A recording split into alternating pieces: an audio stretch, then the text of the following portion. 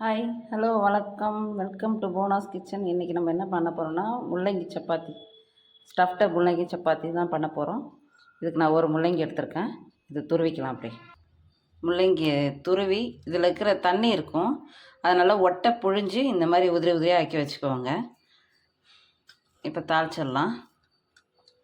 வானலில் லைட்டாக எண்ணெய் போட்டு சீரகம் போட்டு தாளித்து இந்த முள்ளங்கி நான் இதில் எடுத்து போட்டு இப்போ கிளறுறேன்.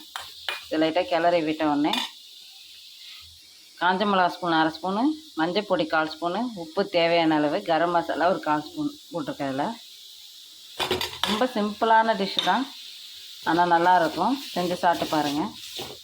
இதை அப்படியே கிளறிக்கலாம். லைட்டாக வதக்கினா போதும். அந்த சூட்டுலேயே அது லைட்டாக வெந்துடும் நல்லாவே. இந்த மாதிரி நல்லா கிளறி விட்டுட்டு ஆஃப் பண்ணிக்கலாம். அவ்வளோதான். இதை நம்ம சப்பாத்தி மாவு பிசைஞ்சு வச்சுருக்கோம். அது கூட அது உள்ளே வச்சு ஸ்டஃப் பண்ணி நம்ம சப்பாத்தி திரட்டி போட்டுடலாம். அவ்வளோதான். மாவு பிசைஞ்சு வச்சுருக்கேன். இந்த மாவை அப்படியே இப்படி பண்ணி நான் ஒரு கையால் பண்ணிகிட்ருக்கேன், மொபைல் இருக்கிறதுனால.